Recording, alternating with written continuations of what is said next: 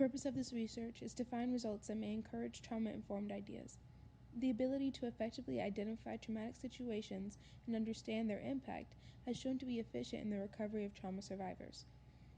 This study is meant to evaluate the possible impact gender stereotypes have on the stigma surrounding trauma and the stigma around seeking help.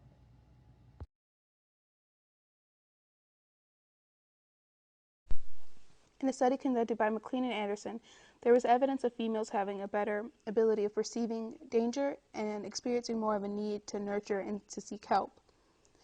In the study conducted by Vogel, Wester, Hammer, and Downing-Mattebag, the results were consistent with traditional social pressures.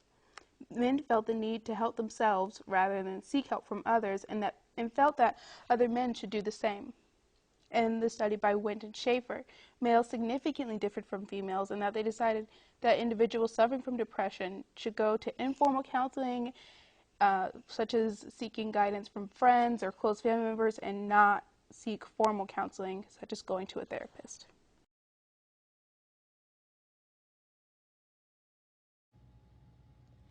I hypothesized that females would be more likely than males to recognize the possible traumatic impact of an event, and that males would be more accepting of females suffering trauma and receiving help than of other males.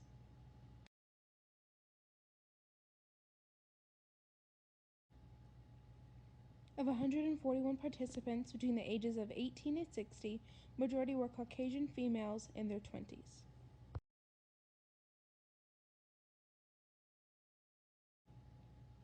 I utilized the self-stigma of seeking help scale to measure how each participant felt about getting help for themselves. The abbreviated masculine gender role stress scale was to measure how much the masculine gender role might impact the participant in different situations. The multidimensional emotional empathy scale was to measure the empathy of each participant.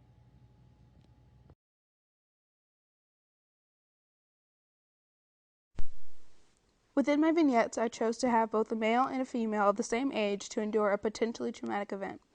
Both experienced these events along with a loved one, Layla with her best friend in a fire, and Mark with his younger sister in a boating accident.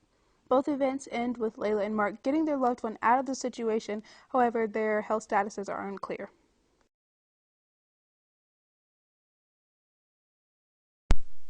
Participants then decided if the individuals in the vignettes, Layla or Mark, would become traumatized on a scale of 1 strongly disagree to 7 strongly agree.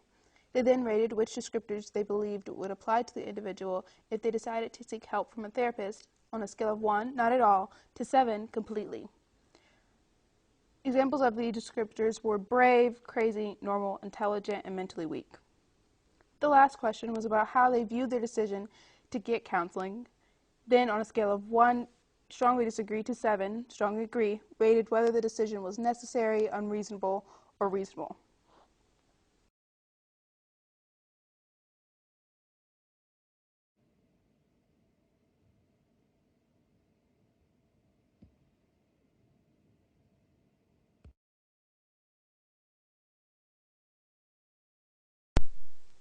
Regarding the participants' evaluations of the individuals, there were a few significant differences. Regarding how brave Layla was, there were significantly less males that rated Layla as brave, and there were also significantly more males that rated Layla as mentally weak.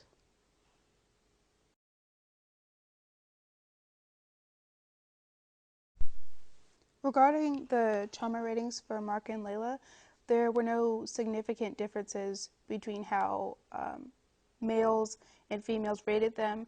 However, overall, Mark was significantly given higher ratings of likelihood to be traumatized.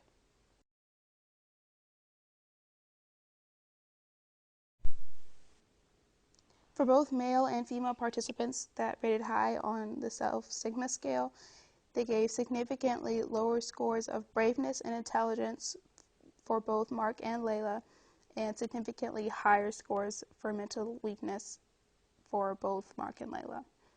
For both male and female participants that rated high on the male gender role stress scale, they gave significantly higher scores for mental weakness, specifically for Mark, as well as significantly higher scores of craziness, specifically for Mark, and significantly lower scores for normalness, again, for only Mark.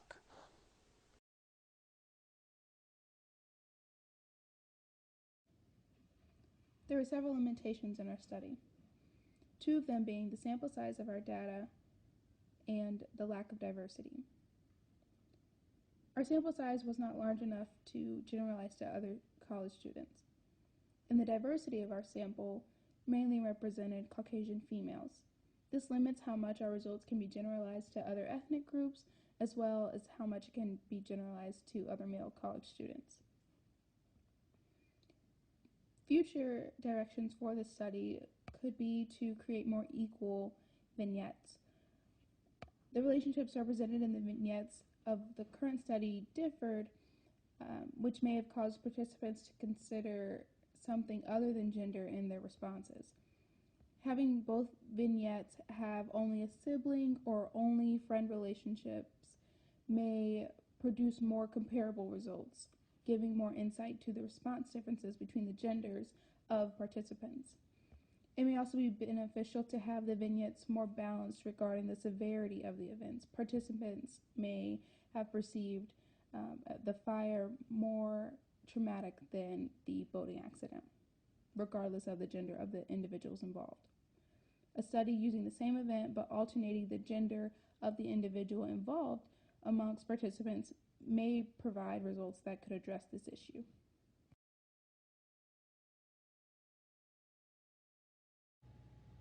The overall lack of negative views towards trauma and receiving help for trauma show a general progress in our society's views of mental health services among both males and females. However, it is significant that females were perceived as mentally weak by more males in a sample where substantially less males participated. This brings attention to the possible persistence of stigma associated with gender stereotypes. It also may shed light on the potential bias between male clinicians and female clients.